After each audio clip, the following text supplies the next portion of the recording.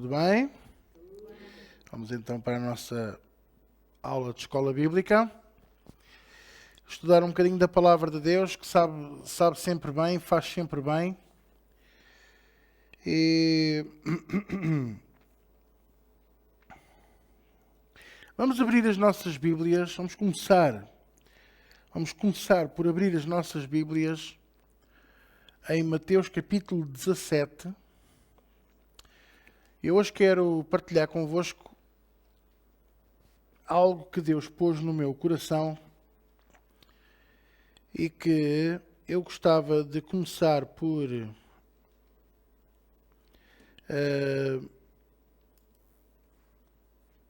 partilhar a vocês isto.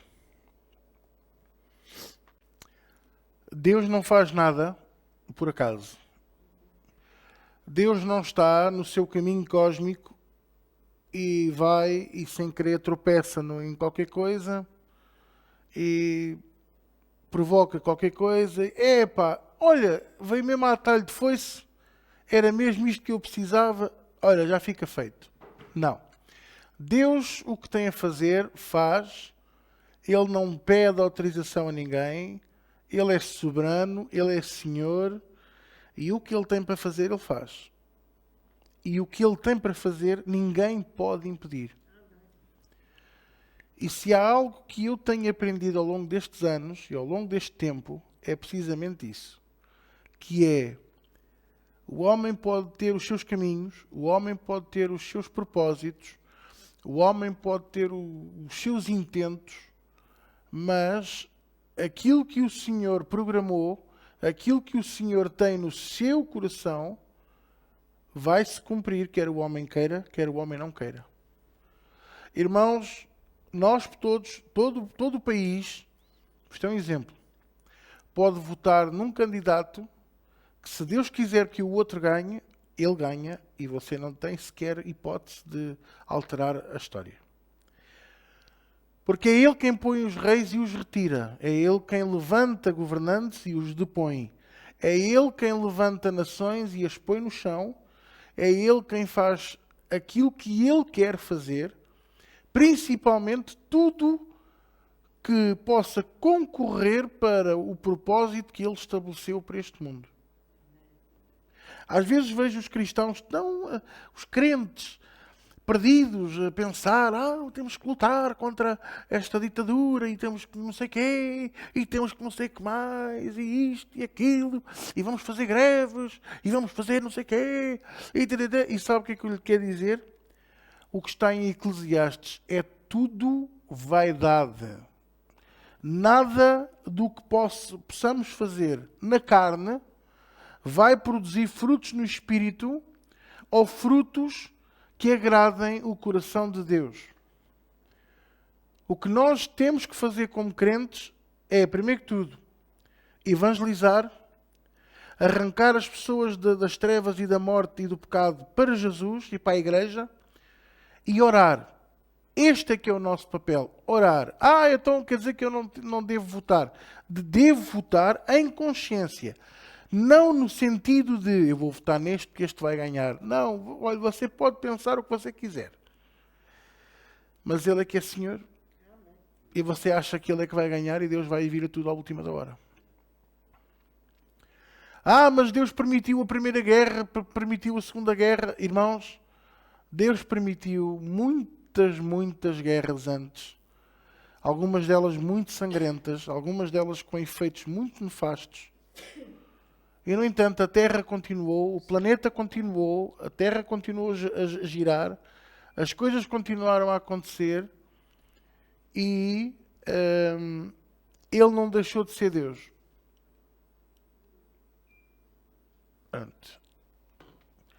E essa é a maior prova que nós podemos ter, que Ele é Senhor, que Ele é soberano e que é Ele quem comanda as nossas vidas em todas as áreas e em todas as coisas. Uma outra coisa que eu quero dizer a vocês é que Deus não é sanguinário, apesar de tanta batalha, e no Velho Testamento há referências a guerras, a autênticos massacres, não é? E eu lembro-me, e há muito pastor que não sabe explicar isto. Eu lembro perfeitamente daquele episódio em que Deus deu ordem a Saul para eliminar Anak, perdão, Amaleque, e inclusivamente matar tudo o que era animal, tudo o que mexia e rastejava, e não guardar nada, nem despojo, queimar tudo. Ora, quem ouve isto, e só compartimentalizando isto, pensa, Deus é um assassino. Porque Deus mandou Saul matar todos. Mas o que é preciso saber é a origem de Amaleque e o que é que ele andava a fazer e a permitir. Ó pastor, então mas Deus não é um Deus de amor? É. E você pensa que Deus não falou ao coração de Amaleque durante anos? Você pensa que Deus não lhe mandou profetas? Você pensa que Deus não lhe deu sonhos e visões? E aos que o rodeavam? Você pensa que Deus não o alertou e não o avisou?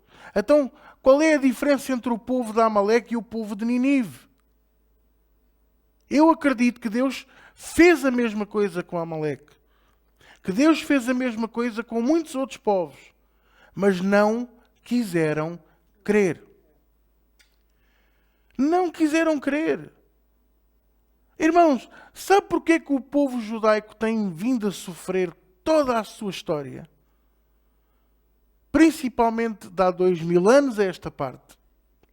Perseguições, assassinatos, expulsos de nações, proibidos de negociar, foram expoliados de todos os seus bens, N vezes, estou a falar não só na Europa, mas principalmente na Europa, e Portugal não fica atrás. Houve pelo menos expulsão dos judeus em Portugal pelo menos 3 vezes na nossa história. E nós somos uma nação quase milenar, temos 900 e tal anos de história. 1183, 2022, façam contas. Estamos muito próximos de fazer 1000 anos de nação. Somos das nações mais antigas do mundo.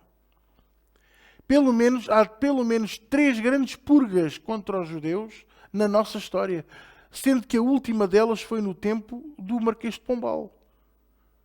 Ao ponto de uma certa família, que é os Távoras, que descobriram que o rei tinha uma amante e viram e estavam dispostos a ameaçá-lo se ele não mudasse de postura, o rei mandou-os matar, mandou matar toda a família, mandou-lhes retirar todos os bens e até os terrenos que tinham mandou deitar sal para que nunca mais nascesse nada dali. Foi um ódio que aquele homem teve contra aquela família de origem judaica. E você diz-me, mas porquê, pastor? Porquê é que sofrem? Porque sou o povo de Deus e por isso têm que sofrer as aflições. Não, não, não, não. Porque no dia em que estavam diante de Pilatos, e Pilatos disse à multidão, eu não vejo nada do que acusar este inocente. Que quereis vós que lhe faça? Começaram a dizer, mata-o. E a começar pelo grande sumo sacerdote Caifás. E então o que é que ele pensou? Eu vou trazer um assassino, um criminoso dos calabouços e vou pô-lo aqui diante do criminoso e as pessoas certamente ao verem o criminoso vão optar por este, porque é costume o Império Romano, no dia da Páscoa, libertar um preso.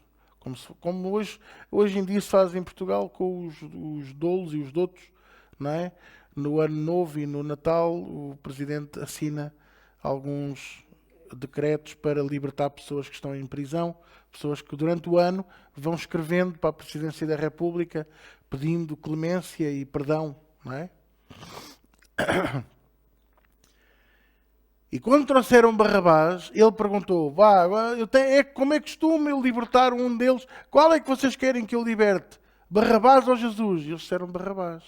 E o Pilatos pensou, eu não acredito nisto, este povo está louco. E depois de o libertar, ele foi para a multidão e ele depois perguntou: e a este o que é que eu faço? Já não era mata-o, é crucifica-o. E quando Pilatos manda vir a água para lavar publicamente as mãos, no sentido de eu limpo a minha responsabilidade deste assunto, porquê? Porquê que Pilatos fez isto? E lá está outra vez, porque Deus não faz nada por acaso. Uma semana antes, a mulher de Pilatos teve um sonho em que um certo inocente ia sofrer nas mãos do povo e numa injustiça política. E ele lembrou-se certamente do sonho que a mulher teve, então tomou a decisão: não, eu vou limpar a mim e a minha família desta responsabilidade nojenta de condenar um inocente. E ele disse, depois de lavar as mãos, ele disse: estou livre do sangue deste inocente. E sabe o que é que o povo disse? Quase a uma só voz: que o sangue deste inocente caia sobre nós e sobre os nossos filhos. Está na Bíblia, não estou a falar de nada que não esteja na palavra de Deus. Irmãos, isto fez com que este povo sofresse toda a história. Ainda hoje sofrem. Hoje, aparentemente, não é? Está tudo bem, mas não está. Porque eles hoje, os judeus, têm 90% da economia mundial outra vez na mão. Estão prestes a sofrer um golpe muito duro, com a queda da economia. E quem é que vai pôr as culpas neles outra vez para lhes fazer perseguição? O anátema. O anticristo. Vai começar por aí. A seguir aos judeus vêm os cristãos, a seguir aos cristãos vêm os católicos, e aos católicos vêm todos os que professam as religiões monoteístas, que significa a religião de um só Deus. Sim, porque ele pensa que ele não vai perseguir os islâmicos. Ele vai perseguir os islâmicos. Pois vai. Eles buscam a Alá e amam a Maomé. Mas o que é certo é que eles são abençoados por Deus, porque eles são descendentes de Ismael. Não é por acaso que o islâmico, onde põe a mão, prospera. É uma coisa. É um povo bárbaro, é um povo de rude, é um povo de ódio, mas onde põe a mão, prospera. E tal e qual como o judeu, é uma coisa impressionante. Agora, o que é que isto tem a ver com Deus não fazer nada por acaso? Tem a ver que Deus permitiu que esta situação acontecesse para que o povo judaico se quebrantasse. E está a ser difícil, porque 2022 anos depois, eles continuam à espera do Messias. Mas já há muitos que se converteram, que dizem que Jesus é que é o Messias. E isto faz-me pensar, até quando é que o coração do homem é duro? Irmãos, vocês lembram-se das profecias que nós tivemos na chuva seródia de 2020? Profecia dada ao pastor Jonas, e depois a visão aberta que eu tive. E se eu vos disser a vocês que Deus mostrou a mesma coisa a várias pessoas no mesmo ano? A uns em janeiro, a outros em fevereiro, a outros em março, a outros em abril, e só terminou em dezembro. E quando terminou em dezembro foi quando eu e ele sentimos que naquele momento o julgamento da casa de Deus tinha começado. E chorámos baba e ranho a falar um com o outro, e juntamente com o pastor Sérgio Silva, sentimos a mesma coisa aos três, que o julgamento da casa de Deus já tinha começado. Durante o ano de 2020, Deus alertou, falou com os líderes, falou através de nós, usou-se de outras pessoas. Nós não sabíamos, estamos a descobrir agora. Ele fez uma pesquisa por causa de um trabalho que ele está a fazer e descobriu uma outra pessoa aqui em Portugal com o mesmo discurso, mas o nosso é de setembro e o dela é de março. Com as mesmas coisas. Com a confirmação de tudo o que nós falámos. Nós não sabíamos da existência sequer da senhora, da irmã em Cristo. Deus não faz nada por acaso. Porquê é que Deus não nos deixou ver isto antes? Porque não era o momento, e agora é o momento de ver. É porque Ele sabe. Agora é o momento de ver. É impressionante como as coisas acontecem. Nada é por acaso, queridos. Nada é por acaso. A pandemia não veio por acaso. e as pandemias que ainda vêm a caminho e tudo aquilo que ainda se vai passar neste mundo e nós não podemos ficar espantados. A Bíblia diz, não te pasmes, não te espantes, não te deixes ficar, como é que se diz, estupefacto com tudo isto. Porquê? Porque o Senhor nos tem vindo a alertar. E aqui nesta casa em específico, Deus está-nos a alertar há muitos anos. Muitos anos que o Senhor, desde 2011 que eu falo, eu tenho uma mensagem que provavelmente eu vou falar no domingo, não sei, se o Senhor não me alterar os planos, que fala muito sobre isto. Igreja, isto está mesmo por um fiozinho. O pecado já lhe ultrapassa as narinas, ele já não suporta o cheiro pestilento, a bafio e a nojo que o ser humano provoca com o seu pecado, com a sua maldade. E a sua casa, que deveria de ser lugar de frescura, de bálsamo, de nardo puro, está conspurcada pelo mundo. Isto pode parecer uma brincadeira e os jovens às vezes dizem, você é um bocado coisa, pensava que você fosse mais jovem e tal. Mas porquê? Porque eu não aceito certas coisas, não é? Eu não vou mudar o nome da igreja para church, porque está na moda. Nem vamos ter reuniões de worship. Nós temos adoração. Eu não vou pintar a igreja de preto porque fica fixe. Porque faz aqueles efeitos, não é? É mais escuro. Nem vou, por acaso agora durante 2 domingos não temos o Janito, mas não vou pôr ali ninguém com tambores para hipnotizar sonoricamente alguém. Nem ninguém na igreja. Os tambores, pum, pum, pum, pum, pum, pum, pum, quando a pessoa desse conta já estava em transe. E você está a achar isso estranho, mas isto acontece atualmente nas igrejas em Portugal e no Brasil e nos Estados Unidos. No resto não posso falar que não tenho visto. É nojento. Eu não vou à sua igreja porque não se pode dançar o reteté. Não, aqui não se dança. Eu tinha o Ministério da Dança e agora já não tenho. Isso, o Ministério da Dança não é bíblico. Mas David dançou. David dançou e ficou nu. Um rei ficar nu perante a nação, está a imaginar, não é?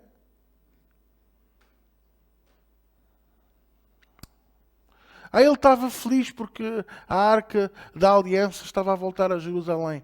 Ele estava feliz, mas... ok, temos que ter cuidado. Porque somos reis e por isso... Não, nada disso. O Espírito Santo de Deus nunca nos faz perder a dignidade. Nunca se esqueçam disto.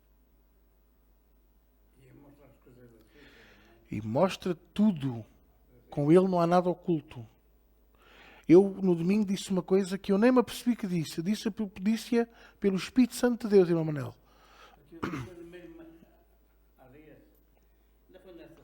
Tive 2 sonhos na mesma noite. Estando a pensar, que sonhos estes? Muito difícil. Mas o Espírito Santo revela, não é? O que é que eu sonhei? Sonhei que estava um grupo de pessoas que andávamos a fazer uma obra, uma casa, pronto. Cada um andava a erguer a casa, fazer a receta, depois a cartar em pedra, depois a cair, não fazer nada. Cada um deram um trabalho. A mim deram um trabalho muito difícil, que era. Havia uma caminhonete que eu tinha que ir buscar a cartar material para aquela obra. E depois disseram, olha lá, está lá. E depois eu fui, vi lá a caminhonete estacionada e quando vi a caminhonete, vi uma estrada muito beira, cheia de pedras, e disse, como é que agora leva esta caminhonete? Porque ela não me cabe no caminho. Comecei a olhar, então, para levar a caminhonete desta estrada, ela não me cabe, a caminhonete é mais larga que o caminho. Comecei a pensar, o que quero fazer? Pensar, espera lá, eu tenho que cortar estas árvores que estão à beira do coisa, e depois começar a cavar, a largar no caminho, para conseguir. E foi isso que você fez no sonho? Tive esse sonho. E foi isso que você fez no sonho? Eu tive esse sonho, mas não cheguei A cortar as árvores. não cheguei a pegar na caminhonete. Ah, Eu sou, o meu trabalho é pegar na viu caminhonete, o problema e Deus deu-lhe a solução, é isso? o material para a obra, mas a caminhonete nunca havia no caminho. Mas Deus abre sempre um caminho. Pois. Deus abre sempre um caminho. Sim. Pois. E depois eu pensei assim, bom, o que é que eu devo fazer? Tenho que cortar esta árvore daqui, e aquela da lá, e depois começar a tomar um bocado de terra para largar o Pois. para passar. Mas acordei assim, cheguei a pegar na caminhonete. Deus abre sempre um caminho. E então, depois mais tarde sonhei outro sonho. Isso foi lá na minha terra. Esse sonho foi lá na minha terra. Na minha aldeia, mesmo na minha aldeia. Eu sonhei que andava um grande fogo, um incêndio em toda a volta. Bom, às vezes hoje na televisão isto também está a ser aqui, fundamento. Era um fogo que ninguém podia apagar, era difícil. Mas estava a minha mãe estava aflita, coitada, ela já morreu há uns anos. Eu comecei a eu disse, olha, aqui não há água. O que é que sabe fazer? Eu comecei a separar e o fogo começou a abrandar. Pois.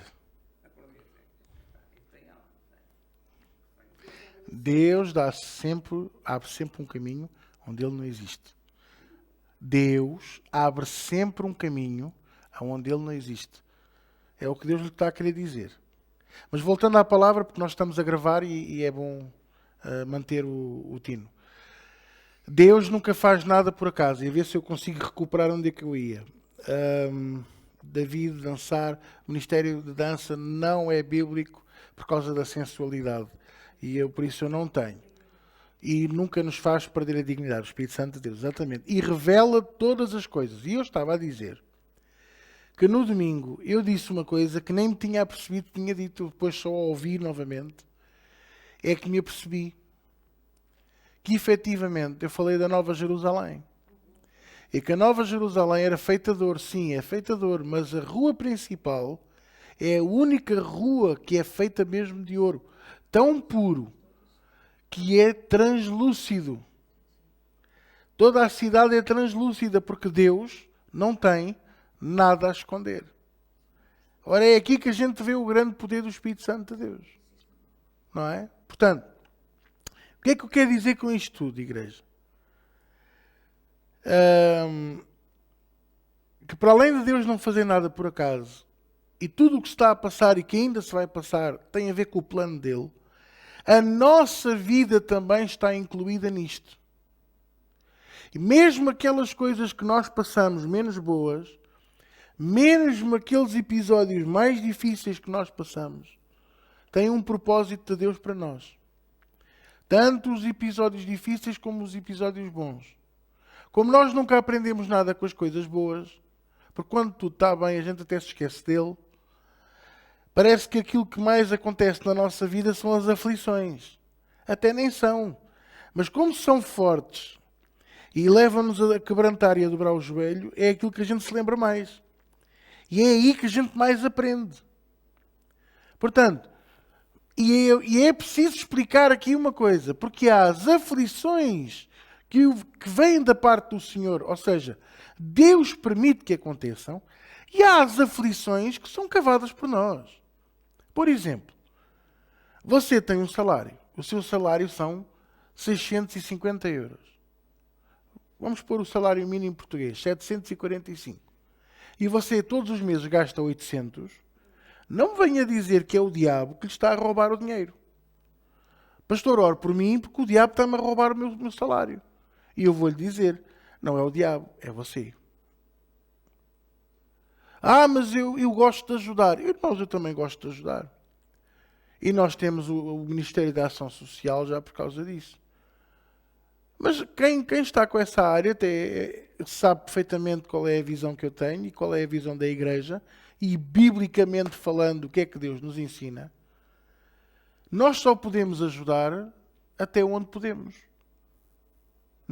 Eu não vou prejudicar. Olha, por exemplo, eu não vou tirar dinheiro da renda para ajudar seja quem for. Porque eu depois não vou dizer aos irmãos, não temos dinheiro para a renda. E as pessoas vão dizer, então era tão bom gestor, o que é que se passa com ele? Está maluco? Outra coisa, nunca se deve dar dinheiro a ninguém. Porque se nós damos dinheiro a alguém, depois a pessoa já acha que é uma obrigação. Por exemplo, eu lembro-me de há uns anos atrás, um certo irmão, lembro-me perfeitamente do nome dele e da família, ele vivia numa relote ali no Parque Campismo de Monsanto e estava com problemas financeiros. Ele era o guarda noturno do parque, mas foi despedido. Mas como estava em litígio, não queria sair. Aquilo estava ali uma grande confusão. Foi à igreja pedir oração, a pedir ajuda. No fim chorou com o pastor a dizer que não tinha dinheiro para pagar a luz. E o pastor teve pena, agarrou e deu-lhe dinheiro para pagar a luz. No mês a seguir, ele apareceu com a fatura. Olha, pastor, está aqui. E ele, isto é o quê? É a fatura de luz. Fatura de luz. Sim, sim, é para pagar. Como fez o mês passado. Estão a entender? E depois nós temos duas hipóteses. Ou somos homens e mulheres como deve ser. E dizemos, não, desculpe, eu ajudei, mas agora está na hora de você seguir a sua vida também. Ou então, usamos subterfúgios para cair no erro. Eu dei a minha palavra. Não, Jesus diz para eu ajudar. Não, temos que dar, temos que suprir a necessidade. Não. A Bíblia diz que quem supre a necessidade é o Senhor Deus. Irmãos, eu vou-vos dizer aqui muito abertamente. E não era isto que eu queria falar, mas eu vou aproveitar para dar aqui uma chega.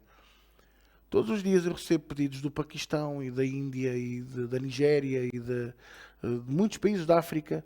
E muitos só me tratam por amigo e por bispo e por pastor e por pai, porque veem os vídeos e acham, este é rico. Eu não sei porquê, eu estou farto de dizer isto à Célia. Ela sabe que é verdade. Eu não sei porquê, mas veem os nossos vídeos e acham que somos riquíssimos. E somos, no Espírito de Deus, na unção, no amor. É verdade. E então mandam-me e-mails e mandam-me mensagens a pedir dinheiro. E eu só pergunto assim, mas Deus está fraco aí? Não, então se não está fraco. Não, pastor, então esta semana teve uma perna que cresceu, um olho que voltou a ver, um irmão que estava morto e reviveu. Glória a Deus, até aí não opera nas finanças. É que é engraçado, eu não peço a ninguém. E o Senhor abençoa. Então, e chega aí à Nigéria e Deus diz, ei, desculpa lá, não comprei dólares nigerianos para a próxima. E a próxima nunca vem. Não é? Mãe, compra-me este carrinho que está aqui na montra. Na próxima, quando a gente vier. E a próxima nunca mais vinha. Deve ser assim que Deus faz com a Nigéria, com Moçambique, com Angola, com o Paquistão e com a Índia e com muitos outros países que eu recebo muitos pedidos. E é uma coisa impossível. E depois manipulam. Temos os órfãos a passar fome. E as viúvas. Mas a Bíblia diz que o Senhor não deixa... Nem os filhos dos leões passam fome. Também o Filho de Deus não mendigará. Mas eu estou a ajudar porque eu quero ganhá-los para Jesus. Então começou pelo lado errado. Faz lembrar aquelas pessoas que dizem assim, pastor, comecei a namorar com um rapaz lindo. Tão lindo. Ele é tão bondoso, é tão amigo. Só lhe falta ter Jesus. E eu assim, Deus já estragou tudo. A Bíblia diz para eu não me juntar com o jugo desigual.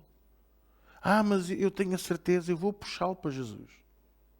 E depois, quando vamos a ver, sou eu que tenho que andar a lutar, não é?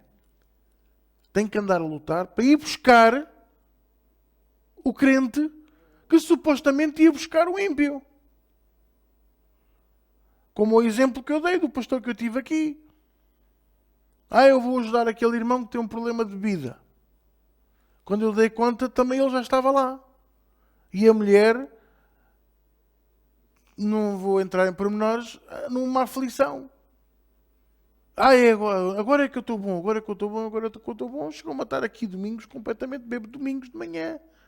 Às 10 da manhã, já mais torto que o caniço.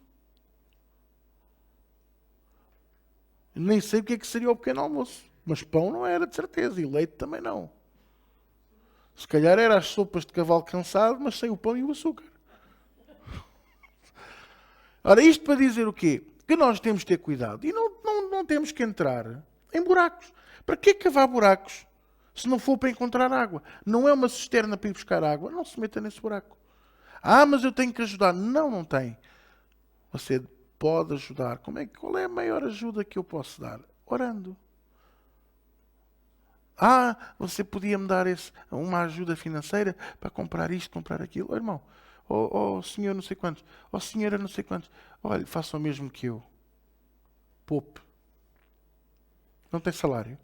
Tenho a minha reforma, então faça como eu. Mas é pequenina, a minha também. É que muitos até para fazer essas porcarias já não honram o Senhor. Nem dão dízimo, nem dão oferta. E depois dizem, Senhor, tu sabes. E Deus vai dizer, não sei o que é que estás a falar, nem sei quem tu és, aparta-te de mim que não te conheço. Tão claro. Ah, porquê? Porque não dá oferta? Não. Porque estamos a fazer as coisas, a pôr o carro à frente dos bois. Tudo torcido. Eu hoje estava a ver um documentário que falava sobre a Arca da Aliança. E o homem tem uma necessidade enorme de saber onde é que a Arca da Aliança está. Andam loucos para saber isto. E onde é que está a Arca da Aliança? E onde é que está? E onde é que estará? Porquê? Porque leem a Bíblia e veem que a Arca da Aliança tinha grande poder. Pois claro, o Espírito de Deus estava ali dentro. O poder de Deus estava dentro daquela arca. Representava o poder de Deus. Não se esqueça que o propiciatório, que era a tampa, era o trono de Deus. Era onde o Senhor se assentava quando o sumo sacerdote ia espargir o sangue dos pecados do povo. Vocês estão a entender ou não? Portanto, era um símbolo de poder tremendo. Agora, imagina, o homem quer saber onde é que está a arca. Porque o homem pensa que quem tiver a arca tem o poder do mundo. Raios laser e então há uns cristãos ortodoxos na Etiópia que dizem que têm lá a arca. E eu hoje estava a ver aquilo. Eu já vi aquele programa muitas vezes. Mas eu, quando é história, eu nunca me canso.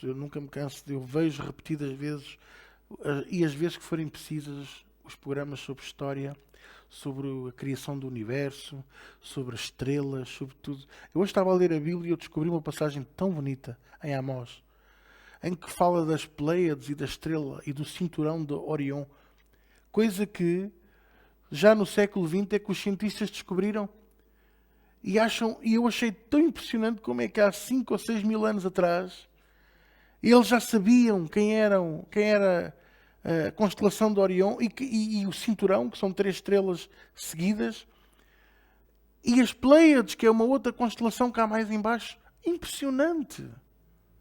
A sabedoria que Deus dá ao homem, sem telescópio, sem ferramentas, sem mapas, sem nada. E eu estava a ver esse documentário e então diz que esse povo etíope tem lá a arca. E eu pensei assim, não tem. Eu tenho a certeza que a arca pode estar em qualquer sítio. Ouçam, a arca pode estar enterrada numa das cavernas de Zedequias, ou dos túneis de Zedequias. Pode estar dentro de uma das milhares de cavernas do Vale de Qumran, onde estavam os rolos do Mar Morto. Tudo o que você quiser, mas na Etiópia não está. E sabe porquê que eu sei que não? Eu vou lhe dizer porquê. Porque quando a arca esteve na casa de Obed-Edom e só lá esteve por 3 meses, o homem não tinha mãos a medir. Da noite para o dia os porcos ficaram enormes, gordos, nem se podiam mexer. As vacas davam o triplo do leite, o milho era grande, os bagos de uva, os cachos eram transportados por homens. O homem em 3 meses, se ele já era poderoso financeiramente, ficou ainda mais. Tudo florescia, tudo dava fruto, tudo era abençoado. E a Etiópia é um dos países mais pobres do mundo. É um dos países que tem a maior riqueza debaixo de terra. Tem reservas de gás, reservas de petróleo, têm diamantes, eles chutam pedras e encontram pedras preciosas, mas por causa da ganância do homem e da guerra civil que dura não sei quantas dezenas de anos, todo o dinheiro que aquele país faz é para as armas, é para matar, é para destruir, é para roubar, para a corrupção. E eu pergunto, e ainda me querem convencer que a arca está lá? Não, não está. Vocês estão a entender? Mas o poder de Deus pode já não estar na arca. Não interessa. Aquela arca simboliza a presença de Deus. Nós somos a arca da aliança hoje. Nós transportamos a glória de Deus. Nós transportamos o poder de Deus e a unção de Deus. Transportamos o Espírito Santo de Deus. Claro que não andamos a deitar raios pelos dedos, nem andamos a matar pessoas, não é preciso. Nem você vai à casa de alguém que não tem nada a ver com Deus e a pessoa não fica com hemorroidas, nem com tumores, nem tem uma praga de ratos, como aconteceu com os filisteus. Mas você vai à casa de alguém que anda no mundo oculto e essa pessoa diz que não se sente bem. E essa pessoa fica nervosa. Porquê? Porque a glória de Deus que está em si mexe com o oculto que está naquela casa. E as trevas não se dão com a luz. Portanto, Deus não faz nada por acaso. Eu estou a partilhar isto convosco porque eu quero que vocês entendam isto, que isto é muito importante. Deus tem o controle absoluto de todas as coisas. Não fiquem a pensar, Deus descontrolou-se. Deus está a perder o controle do mundo. Não. Ninguém se aflige. Mas veja só, pastor, no meu tempo era homem e mulher. Hoje são 57 géneros. 57 géneros. Homem, mulher, assim, mais ou menos, mais para menos, menos, mais. Transgênero, sui género, frangénero, deve ser de franjas, não sei, eu estou a dizer assim, são 57. E onde haver mais? Porquê? Porque o homem anda tão à procura de extraterrestres que o Satanás lhe está a dar. O homem anda tão à procura de ver vida nos outros planetas, adivinhe lá o que é que Satanás lhes vai dar. E nós nem sequer conhecemos o planeta em que estamos. Sabe qual é a percentagem de conhecimento dos mares que nós temos? 2%. 70% do planeta é feito de água. E eu pergunto, só conhecemos 2% dos mares que temos? Não conhecemos nada. Não conhecemos nada de nada. Porque temos virado as costas à sabedoria eterna. E andamos virados para a sabedoria dos homens. E a sabedoria dos homens diz, estamos com problemas económicos, vamos subir as taxas de juros, que é para apertar com as famílias. Não estamos a ter os lucros que queremos, fechamos lojas e despedimos pessoas. Estou-me a borrifar para as pessoas. Desde que continuem a fazer compras cá. E descartáveis. Portanto, esta é a sabedoria humana. Qual é a sabedoria de Deus? Totalmente o oposto. Quando houve uma grande fome, o que é que Deus disse a Abraão? Semeia! Semeia agora, filho. E eu te vou dar nem 30, nem 60, vou-te dar 100 vezes mais. E lembre-se que Abraão era da primeira geração. Primeiro Deus, depois eu. A segunda geração, Isaac. Primeiro eu, depois Deus. Mesmo assim, Deus disse-lhe, semeia. Semeia. E ele semeou, obedeceu e engrandeceu-se o varão. Colheu ainda naquele mesmo tempo. Se calhar, na vez de esperar 6 meses pela colheita, esperou 6 semanas. Já imaginou? Milho e trigo a darem em 6 semanas. Se calhar ele até se esqueceu de regar porque primeiro estava ele, depois é que estava Deus. Se calhar nem se lembrou de agradecer. Vou cavar uns poços. Não deu fruto. Lembrou-se dos poços do pai. Vamos desentulhar os poços do meu pai. As cisternas que ele cavou. Foram todas roubadas. Deus teve que lhe dar uma promessa. Confia em mim. E quando eu te disser, cava. Cava aí. E Deus lhe deu o poço dos poços. Que ainda hoje perdura. Ainda hoje perdura. E isto para dizer o quê? Que quando nós obedecemos a Deus, mesmo não compreendendo, mesmo não entendendo, mesmo não vendo o porquê de fazer isto. Porquê que eu tenho que seguir este caminho? Porquê que eu tenho que estar doente? Porquê que eu tive que ir para o hospital? Porquê que eu tive que ser humilhado? Porquê que eu tive que passar por esta situação? Porquê que eu perdi o meu emprego, pastor? Porquê que me apareceu esta aflição na minha vida? Porquê? Não é a mim que tenho que perguntar, é a Deus. E Ele tem as respostas todas na ponta da língua. Mas porquê é que nós procuramos e nós sabemos? Porque nós não ouvimos a Deus. Nós não ouvimos a voz de Deus. Nem estamos preparados para ouvir a Deus. No dia em que você ouvir verdadeiramente a voz de Deus, você vai me perdoar o que eu vou dizer, mas você vai se borrar. E não vai ser bonito. Muitos de nós nunca ouvimos verdadeiramente a voz de Deus. Porque Deus fala assim, meu filho! Não. A sua voz é mansa e suave e delicada, mas traz temor. Acarreta a sua presença, a sua majestade. Posso só dar aqui um exemplo com o devido respeito? É uma pequena comparação que não tem nada de comparável, ok? Mas é só para vocês perceberem.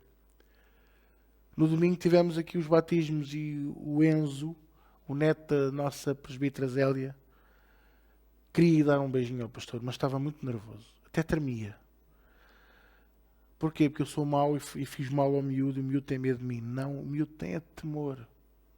Temor da presença de Deus que ele sente em mim. Então quando a mãe lhe disse, vai lá ao pastor dar um beijinho e um abraço, levas o teu irmão, o Theo. Ele virou-se para a avó e ele disse, eu até tremo.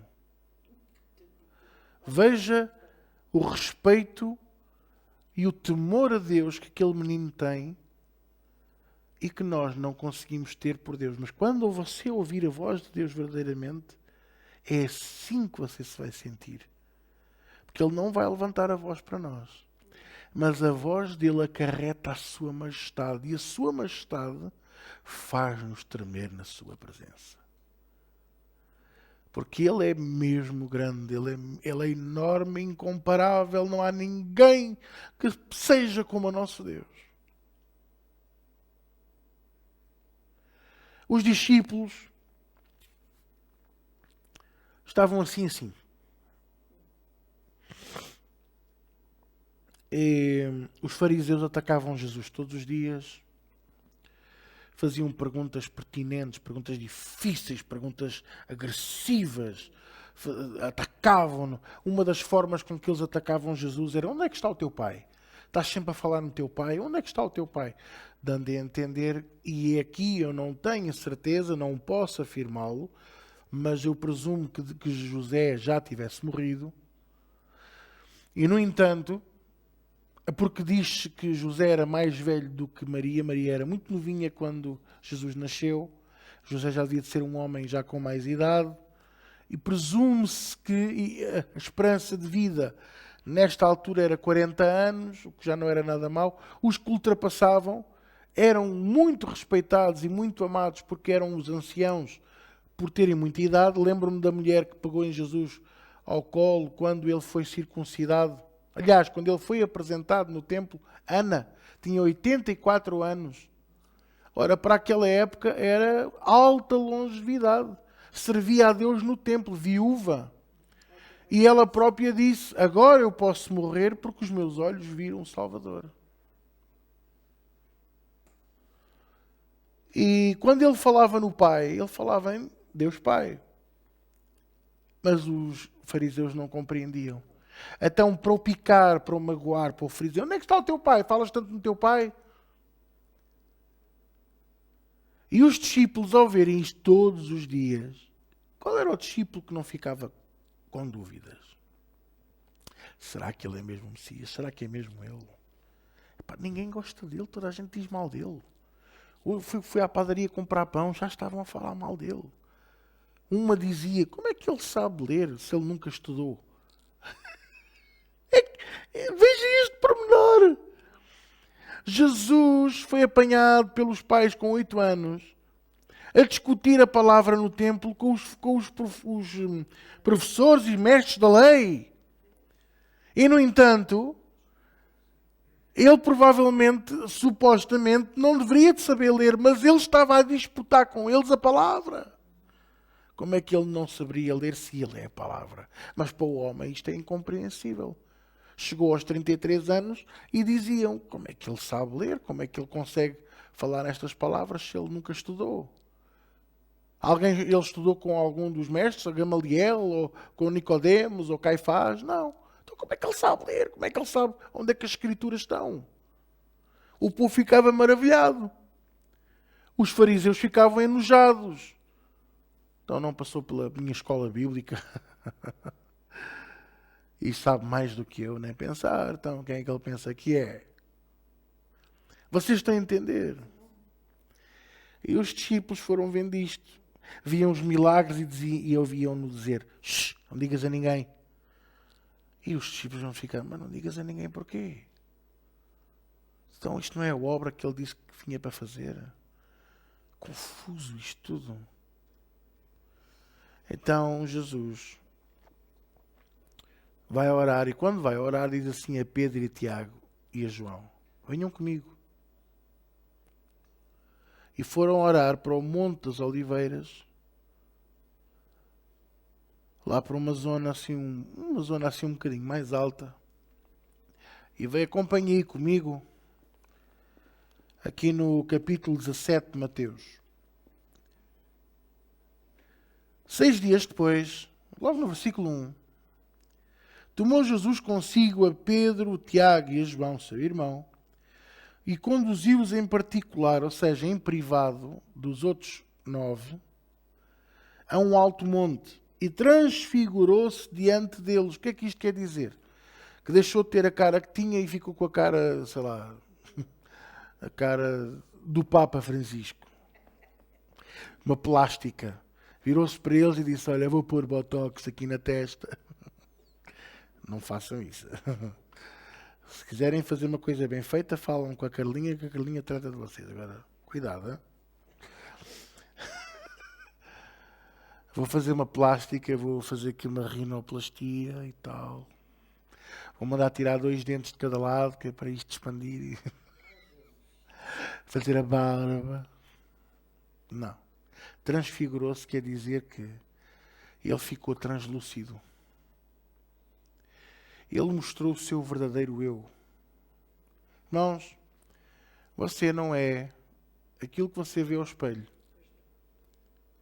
Aquilo que você vê no espelho é o corpo, o casaco, que vai envelhecendo. O amortecimento do corpo é natural, vai envelhecendo.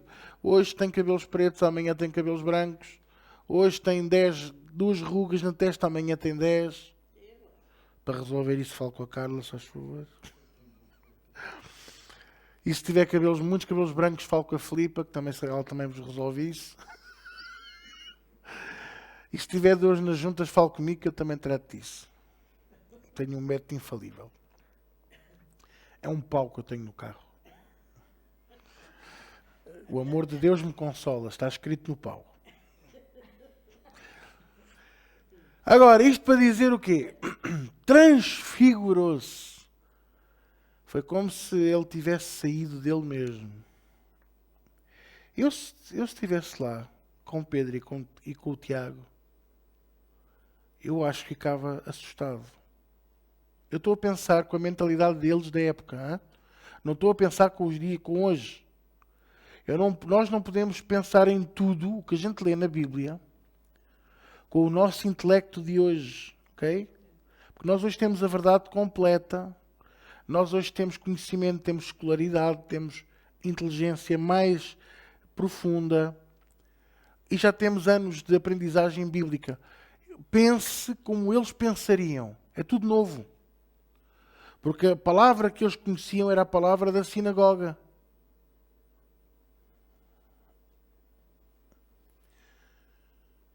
E Jesus transfigurou-se. Agora veja. E o seu rosto resplandecia como o sol. E as suas vestes se tornaram brancas como a luz.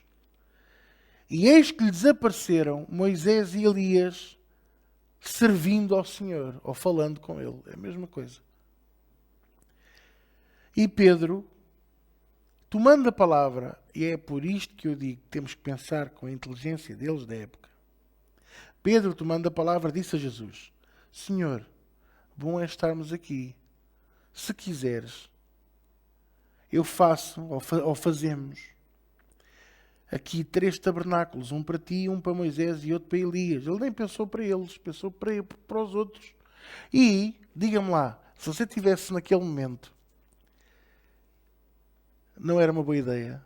O que é que, tabernáculos, o que é que isso significa? 3 tendas. 3 sítios onde eles pudessem descansar. Ficas aqui com eles, nós ficamos cá fora. Se nós formos a pensar, provavelmente se fôssemos nós lá, diríamos o mesmo, pensaríamos da mesma maneira.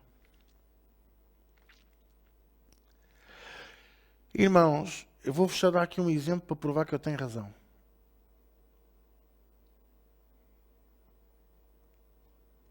Nós já vimos Deus a passear aqui, visivelmente. Quem é que já viveu isso aqui comigo? Alguns de vocês viram isso. O Senhor passeou no nosso meio, visivelmente, notoriamente. Houve pessoas que vieram nas reuniões a seguir à espera de ver o mesmo outra vez. Só que Deus opera o que Ele quer, quando Ele quer, da forma que Ele quiser. E depois, passado algum tempo, deixaram de vir. Porquê? Porque estão à espera disto. Estão à espera de ver pó de ouro no ar, luzinhas a pescar. Isso, as luzinhas a pescar eu resolvo. Eu peço ao Bruno, o Bruno vai ali mexer nos interruptores, faz conta que é uma discoteca. Está resolvido o problema. Os fumos e uma coisa. Já não era preciso. Mas as luzes já deixavam as pessoas. Ou eu escondo o comando do ar-condicionado e eu provo-vos que eu consigo mexer no ar-condicionado sem isso.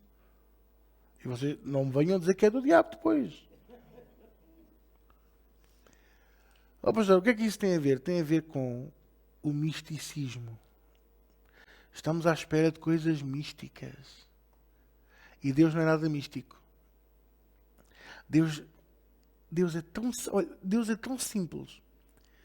É tão maravilhoso que eu acredito que Ele próprio, quando Ele disse a Abraão, conta as estrelas se puderes, olha, está ali as Pleiades. Conta ali as Pleiades. Que eu digo-vos já que é difícil de as contar. Só aquele aglomeradozinho. Conta aquelas, só aquelas se conseguires. Fora as outras todas. É aqui que a gente vê que Ele, por ser simples e tão maravilhoso, Ele próprio explica tudo. Ele mostra, porque Ele não tem segredos. Quando Ele diz que o que é revelado é para nós e para a nossa descendência, mas o que é oculto é para Ele, é porque Ele diz, há coisas com as quais nós não temos que nos preocupar. Irmãos, eu quero lá saber que a Terra está a rodar mais depressa. Os cientistas andam aí a perder o sono. Houve até uma notícia em Portugal que passou a dizer que houve 2 dias em julho que a Terra rodou sobre si mesma em menos do que 24 horas. E eu escrevi lá na notícia, se vê nos comentários, que a notícia estava errada porque a Terra não gira sobre si mesma em 24 horas. Mas sim, há milhares de anos, em 23 horas e 56 minutos. É por causa disso que de 4 em 4 anos temos que acrescentar um dia. O ano bissexto. Porquê? Porque não faz as 24. Portanto, a notícia está errada. Eu sei o que é que eles quiseram dizer. Pôr medo nas pessoas. Pôr as pessoas a pensarem em coisas que não é suposto estarmos a pensar. E aqui estou eu, o vosso pastorinho, a dizer, vamos pensar nas coisas do alto, mas não é nessas coisas desse alto. Nem no alto que você sentiu no cocuruto, ou na perna, ou na axila.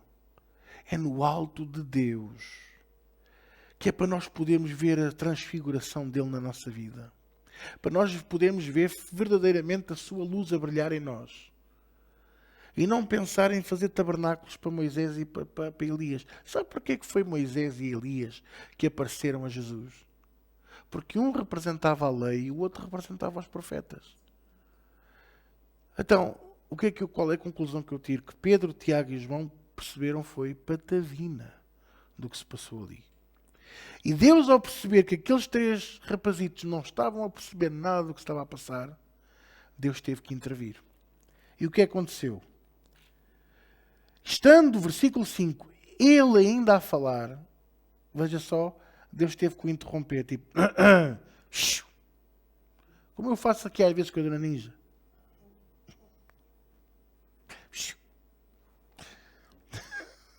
Estando ele ainda a falar, eis que uma nuvem luminosa os cercou. Como quem diz, não é preciso tabernáculo, está aqui a nuvem do Senhor. E da nuvem saiu uma voz que dizia: este é o meu filho amado, em quem tenho grande prazer, escutai-o. E os discípulos, ouvindo isso, caíram sobre o seu rosto e tiveram grande medo. A tradução está mal, é temor.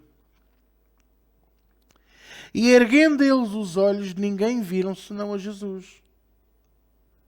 E isto quer dizer o quê? Que Deus esteve ali para dizer a eles: olha, estás a ver? A lei submete-se a Jesus e os profetas também. Portanto, agora quem tens que dar ouvidos é a Ele. E não ao que é que os outros dizem.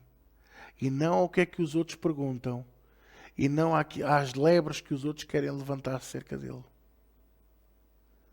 Escutai-o. Deus não faz nada por acaso. O propósito foi de os focar na atenção em Jesus. E o que é que Jesus fez a seguir? Versículo 9.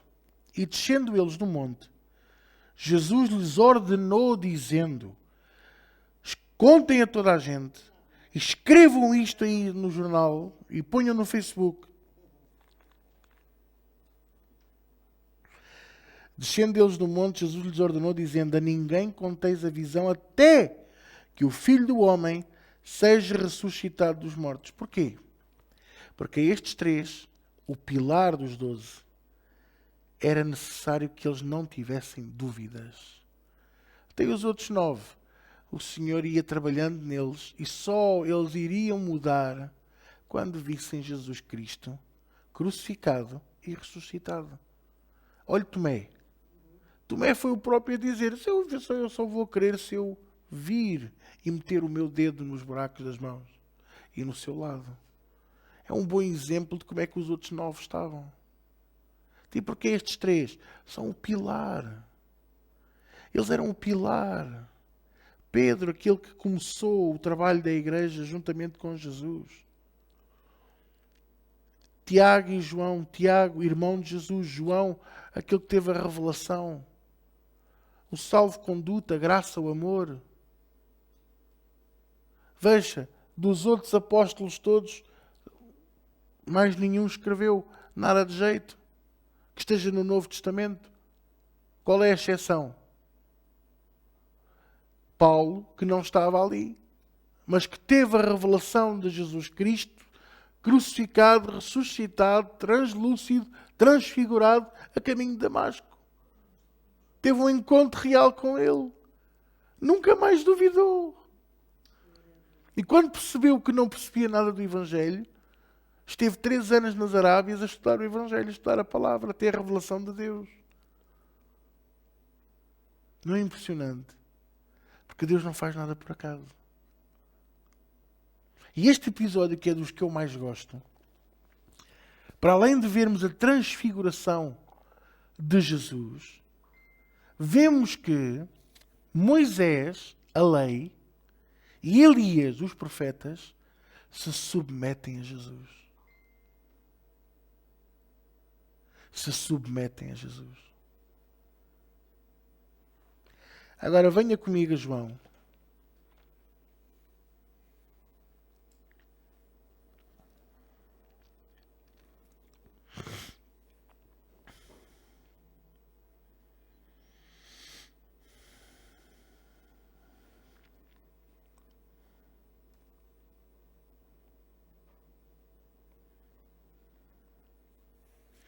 João capítulo 6.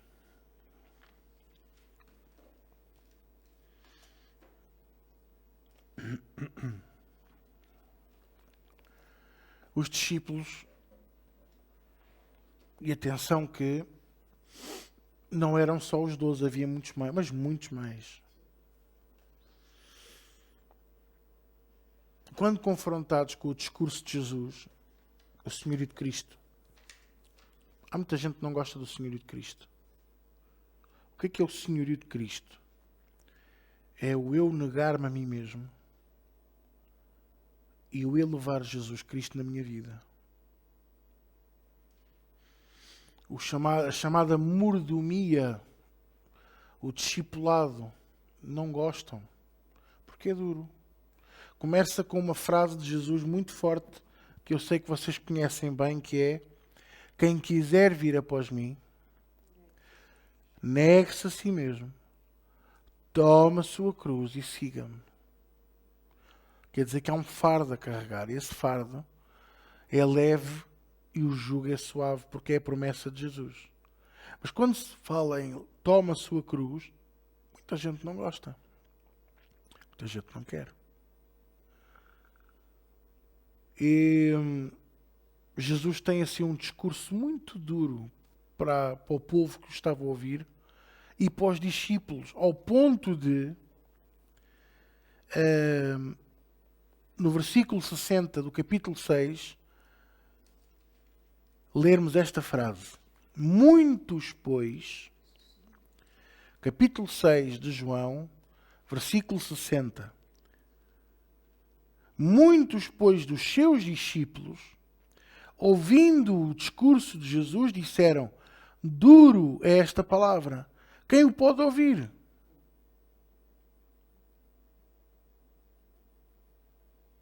É o que muitos estão a dizer da minha pregação e da pregação do pastor Zé António. Não só dos de fora, mas alguns dos nossos aqui estão a dizer que é duro. É duro ouvir o que eles estão a pregar. Não, não é duro, é o Evangelho verdadeiro. São as boas notícias. A boa notícia vai sempre combater o pecado, porque o pecado é má notícia. O pecado é morte. Só como o pecado dá prazer, mesmo que seja temporário, temporão, o homem não gosta, porque a carne domina sobre o espírito ainda em muitos de nós. Vocês estão a entender? Versículo 61. Sabendo, pois, Jesus em si mesmo, ou seja, no seu coração, que os seus discípulos murmuravam a respeito disto, disse-lhes: isto vos escandaliza. Ele próprio percebeu, como eu às vezes percebo, que estou a dar a palavra e estou a ser rejeitado. Eu já vos contei isso. Eu sei quando a pessoa abraça e recebe, e sei quando a pessoa está a ouvir e rejeita e diz: isto não é para mim. E eu digo-vos, é muito duro. A mim faz-me escorrer as lágrimas pela cara abaixo. Porque se pensam que me estão a rejeitar a mim, estão a rejeitar Jesus e a sua palavra. Irmãos, quando o povo se virou para Samuel e disse: dá-nos um rei, qual foi a reação de Samuel? Foi ir à presença de Deus a chorar, a dizer: o povo rejeitou-me. E Deus disse-lhe: não, filho, não é a ti que estão a rejeitar, é a mim. Claro que ele sentiu-se rejeitado porque ele era juiz de Israel e profeta e sacerdote há 40 anos. Habituado a lidar com o bichinho de Jacó, habituado a lidar com o trapo de imundícia, habituado a lidar com os pecados das pessoas. E os filhos dele estavam a fazer coisas horríveis. Portanto, ele estava habituado a lidar com o povo. E quando o povo vira-se para ele e diz-lhe: tu estás a ficar velho, dá-nos um rei, isto não é uma coisa bonita de se ouvir. Primeiro a pessoa sente: espera aí, eles estão a dizer que eu estou a ficar velho. O que é que isto quer dizer? A gente quer ter o reto até na igreja, pá. Queremos andar a rodopiar, como o peão. Queremos pintar isto tudo preto, pastor. Ia ficar muito fixe, pá. Pintávamos tudo de preto. Punhamos uns fumos.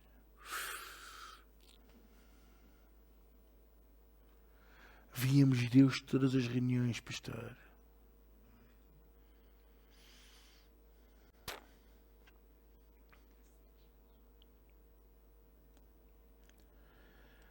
Pastor, você está a ficar velho. Canta sempre os mesmos hinos. E tem a mania que canta.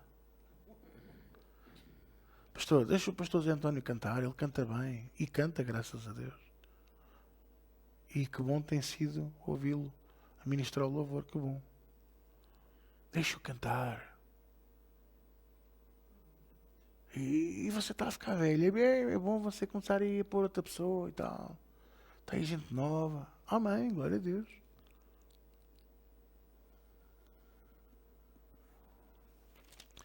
Dá-nos um rei. Quem não sente não é filho do agente. E Samuel foi à presença de Deus. O espírito dele devia de ir tão caído. Ele devia de ir tão triste. Ele virou-se para Deus e ele disse: Senhor, o povo me tem rejeitado. E Deus disse-lhe: não é a ti, é a mim. Pensas que é a ti? Não. Que grande lição que Samuel aprendeu e que nós aprendemos com isto. Você pensa que me rejeita a mim? Você está a rejeitar a Deus e a palavra de Deus.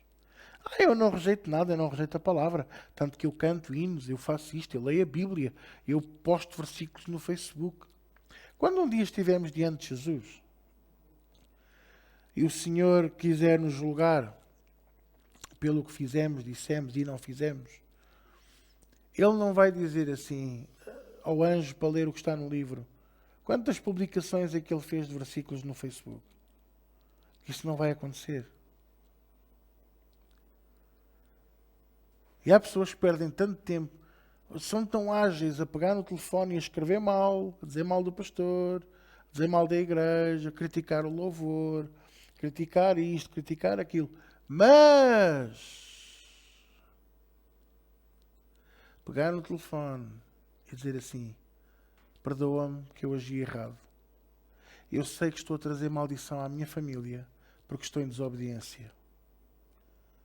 Perdoa-me. Aceitas-me de volta na igreja?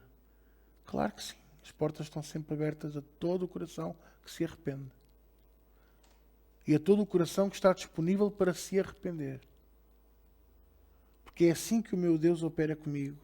É assim que eu vou sempre operar com as pessoas.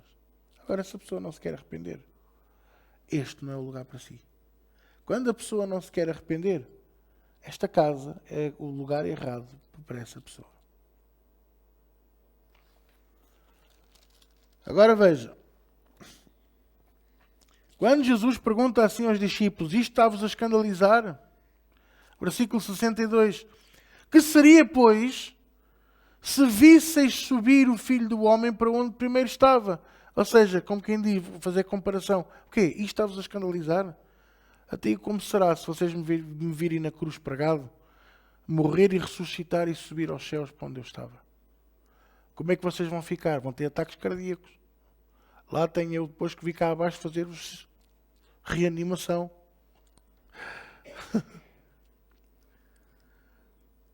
O Espírito é o que vivifica, a carne para nada aproveita. As palavras que eu vos disse são Espírito e vida. Mas há alguns de vós que não creem. Está a ver? Acontece hoje o mesmo. A graça de Deus é Espírito e vida. Mas há quem não creia. Há quem não creia. E há quem não queira. Não querem a graça. Querem voltar à lei. Querem voltar aos preceitos. É mais fácil garantirem lá na cabecinha deles a salvação porque são obedientes. E não porque são alvo de um salvo-conduto dado por Deus chamado a graça.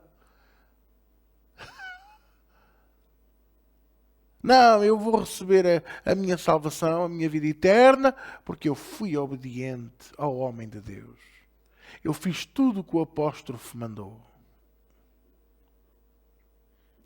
E eu vou-vos dizer que a maior parte desses que fizeram tudo o que o apóstrofe e a epístola mandaram fazer, Jesus vai-lhes dizer: aparta-te de mim, que não te conheço.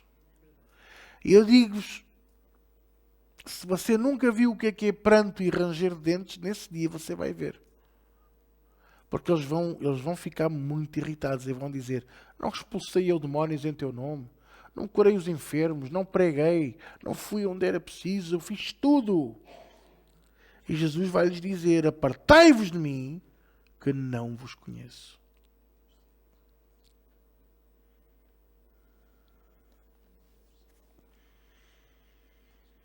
Mas há alguns de vós que não creem, versículo 64.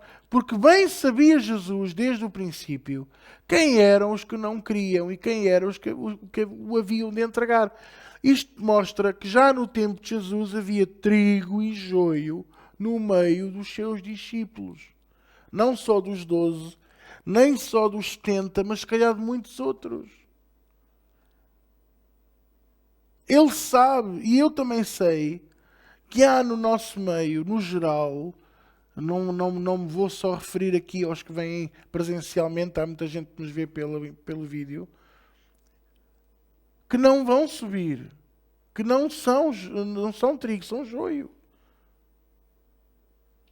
Que pensam que é pela lei, que pensam que é pelos seus bons feitos, que é pelos seus lindos olhos. Não, eu tenho chamada de Deus, o Senhor protege-me. Ah, tens, protege. Não te lutes tu pela tua vida e pela tua salvação, a ver se vais mesmo para o céu. Irmãos, gente com chamada a ir para o inferno, neste momento, são os magotes. Resmas, paletes. Eu, como vosso pastor, tenho que ser muito sincero. Eu estava a querer evitar dizer, mas eu tenho que dizer. Espanta-me muito como é que há tão poucas salvações nesta casa. Com a palavra que nós temos. Como é que nós não atraímos mais gente para a casa de Deus? Com o nível de palavra. Com a verdade que é pregada nesta casa. É porquê? É porque desafinamos no louvor? É porque eu sou gordo? É porque eu não uso fato? Não, eu estou a dizer as desculpas que toda a gente arranja. Eu não gosto da imagem dele. Ele nem usa um fato. Não gosto quando ele grita. O som é muito alto e faz-me mal aos ouvidos. Agora é um frio com o ar-condicionado. Não se pode. Antes era um calor desgraçado, agora é um frio. As pessoas não sabem o que querem. Quando chegamos ao inverno é um calor desgraçado. Vêm de gola alta e depois chegam aqui e têm que se cuspir todas. Vocês estão a entender? Eu questiono-me. Como é que é possível nós não atrairmos mais gente para a casa de Deus? Qual é o tipo de vida que nós levamos no dia a dia? Será que somos todos agentes secretos? Irmãos, eu tenho 3 ou 4 colegas.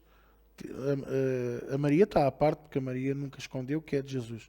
Mas lá no meu trabalho no hospital, há 3 ou 4 colegas que são cristãos, evangélicos. Mas ninguém sabe. Para mim, são os agentes secretos. São crentes, mas ninguém sabe.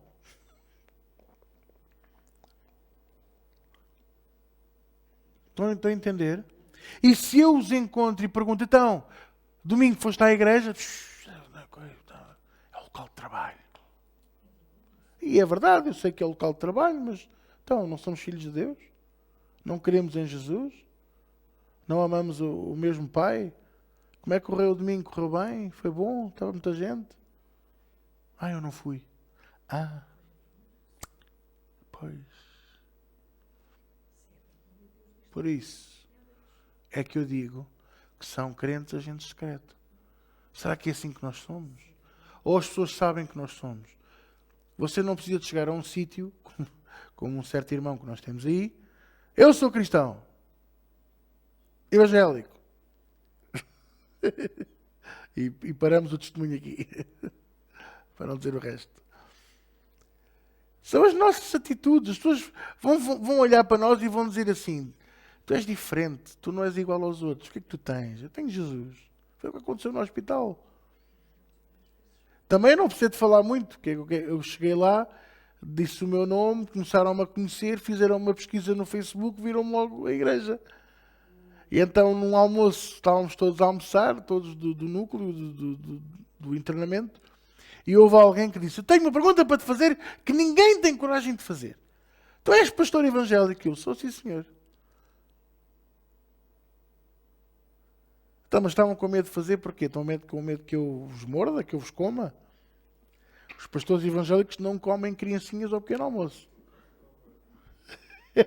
Não, aqui este não. Este não. Está gordinho, mas não é do dízimo dos outros, não.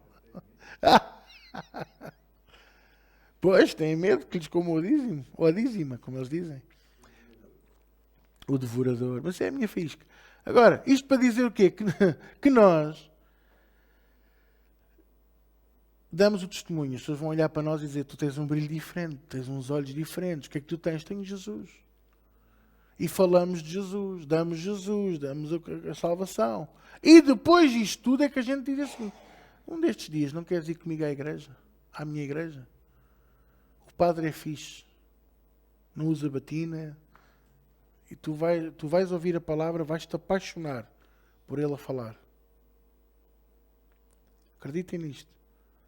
Precisamos de perder o medo. Eu falei com aquele irmão, ele não vai à igreja nenhuma. Estou tão preocupado. Mexa-se! Não estás a igreja nenhuma. Domingo vais comigo. Vais ter comigo a tal sítio e eu vou-te levar à minha igreja a ouvir a palavra de Deus. E olha, é assim, não te prometo nada. Não vai chover pó de ouro e não vai haver cadeiras de rodas a saltitar por todos os cantos. Mas há uma coisa que eu te vou garantir. A tua vida nunca mais vai ser a mesma. Não por causa do pastor, não por causa do ar-condicionado, não por causa das cadeiras inquebráveis, mas por causa do Espírito de Deus que habita naquela casa. Posso ouvir o amém? É isto que eu tenho pensado. Eu penso muito nisto. Como é que... Eu sei que há pessoas que nesta fase rejeitam. Não querem vir porque não estão dispostos a aprender. Acham que já sabem tudo. Aprenderam numa escola bíblica ranhosa, daí há 40 anos atrás. Eu digo ranhosa porque, comparando com aquilo que estamos a aprender hoje, aquilo nem para crianças serve. Nem para jardim-escola. Ainda para mais, houve tanta coisa que nos foi ensinada, que é misticismo, que nada tem a ver com o Evangelho. O budismo está ali todo misturado. E ainda hoje, algumas igrejas ensinam o budismo como se fosse de palavras de Cristo. Eu fico chocado com isto, igreja.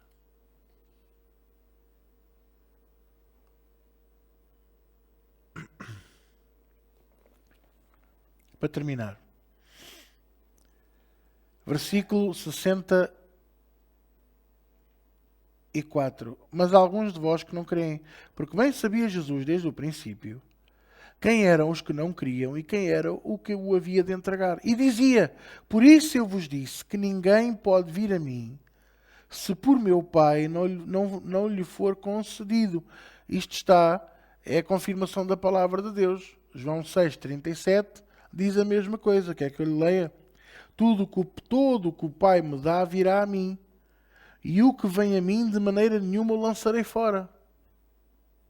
Agora, o que é que muitos pregam hoje? Todo o que vem a mim eu não lançarei fora.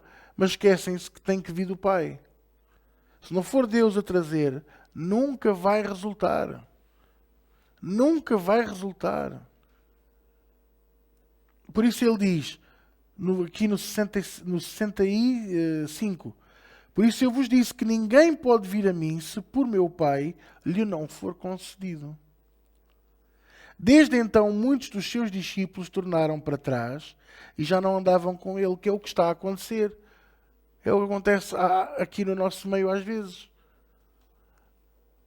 E por coisas do arco da velha. É que se dissessem assim: eu vou deixar de ir porque eu não concordo que Jesus não morreu por todos. É que Jesus não morreu por todos. Jesus morreu por todos quantos crerem nele, dos que o Pai lhe enviar. E de todos os que o Pai lhe enviar, ele não lançará fora nenhum. Porque Deus não faz Deus não faz nada por acaso. Quem é que me está a entender? Isto é até importante a gente entender. Igreja, o que é que se prega hoje? Jesus morreu por todos. Ok, eu pergunto, a morte de Jesus era suficiente por todo o ser humano? Desde a fundação do mundo até ao final dos tempos? Sim. Mas, no entanto, o seu sangue foi vertido por todos eles? Não. Foi vertido por todos quantos crerem nele. Predestinados, escolhidos, preparados por Deus para tal fim. E eu dou graças a Deus por ser um deles, e você também. Dou mesmo muitas graças a Deus. Porque veja o que é que Jesus diz aqui. Se por meu Pai não lhe for concedido, ninguém pode vir a mim. Se por meu Pai não lhe for concedido, portanto não vale a pena forçar.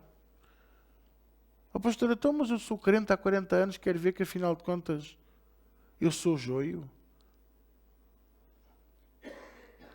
Eu vou deixar isso entre si e Deus. E se você se sente como joio, você tem que ir à presença de Deus e mudar. Receber. Irmãos, eu volto a dizer, se querem se zangar comigo por pregar isto, tudo bem. Agora zangarem-se comigo porque se explicou a verdade sobre o inferno. Zangarem-se comigo ou com o pastor Zé António porque temos explicado a predestinação na sua essência verdadeira.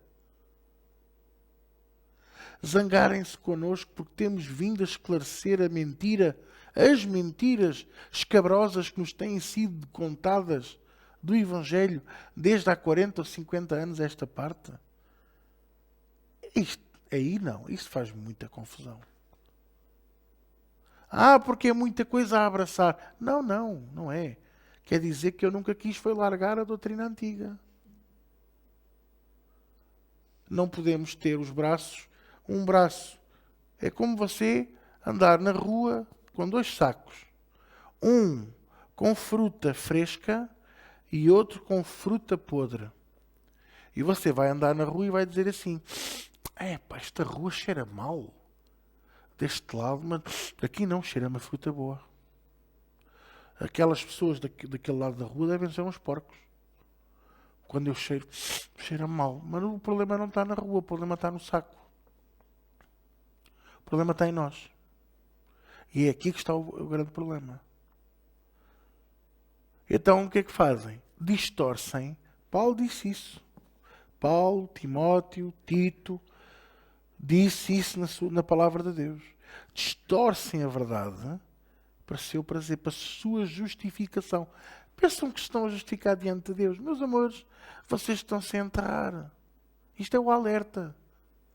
Porque Deus não faz nada por acaso. Eu nunca tinha ouvido o pastor ensinar isso. Pois é, eu também estou a aprender coisas novas. Eu não sou o mesmo que era quando eu comecei o ministério, há 14 anos atrás. Completamente diferente. Graças a Deus. Então, a nível doutrinário, nem vos digo nada. E digo-vos ainda mais. Muito do que eu hoje sei, aprendi de joelhos em oração. A receber diretamente de Deus. Sabe uma coisa que é um orgulho santo? Eu não vou ouvir outros pregadores para depois vir aqui pregar. Eu, se quiser ouvir uma pregação, é para me encher. Mas eu não vou ouvir no YouTube, ou no Tubo, ou no Tipi, ou no outro sítio qualquer, para depois tomar notas e vir aqui pregar e pensar. Eles nunca ouviram isto, vão achar que isto é maravilhoso. Resulta uma vez, resulta 2, à terceira é como se estivéssemos a roer ossos sem carne. É duro. Começa a doer. Toda a palavra que eu prego aqui, eu recebia diretamente de Deus. E aquelas pregações que eu, ao princípio, que eu também cometi esse erro, de ouvir de um, para depois pregar, eu já as larguei todas, até já as apaguei do computador. Porque hoje são pedras, são duras. Eu próprio vou ler os meus apontamentos e digo, como é que eu pude pregar tal coisa? mesmo que esteja bem fundamentado, mesmo que tenha bons versículos, falta-lhe o poder do alto, falta-lhe ali aquela essência, beber aquela palavra. O que é que vos tem a entender? E fazer o mesmo que eu faço a sexta-feira, conheço muito poucos. Chegar aqui e eu dou o que o Espírito Santo puser no meu coração. À sexta-feira eu nunca preparo mensagem. Aliás, hoje era o pastor Zé António Sousa e ele, por motivos pessoais, não pôde estar presente. E eu disse-lhe, não há problema, eu dou a escola bíblica. E estive a preparar coisas para a igreja, estive ali a tratar coisas com o meu irmão. E depois, quando vim para aqui, o Senhor disse-me, vais ali e vais falar isto. Deus não faz nada por acaso. E para terminar, ler aqui o resto, quer ver? Desde então, versículo 66, muitos dos seus discípulos tornaram para trás e já não andavam com ele. Temos mesmo de terminar. 67. Então disse Jesus aos 12, quereis vós também retirar-vos? Respondeu-lhes, pois, Simão Pedro e disse, Senhor, para quem iremos nós? Tu tens as palavras da vida eterna. E nós temos crido e conhecido que tu és o Cristo, o Filho de Deus. Mas isto só foi possível depois de Pedro, Tiago e João terem visto a transfiguração. Terem visto a lei a submeter-se a Jesus. Os profetas a submeterem-se a Jesus. E ouvir Deus Pai dizer, este é o meu Filho amado, em quem eu tenho grande prazer. Escutai-o.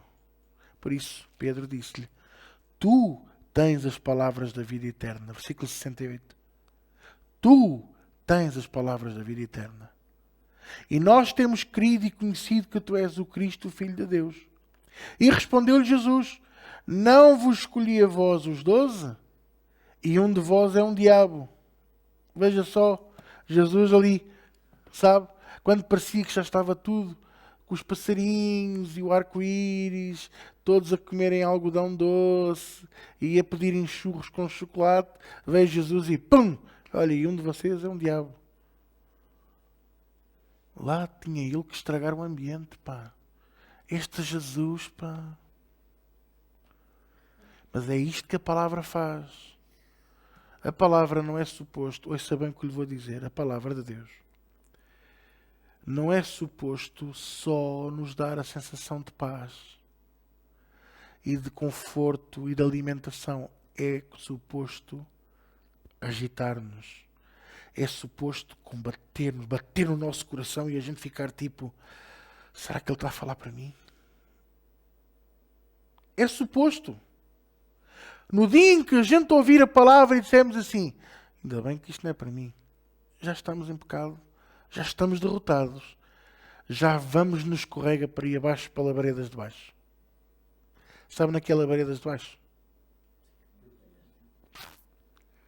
Não, é que em cima não há labaredas.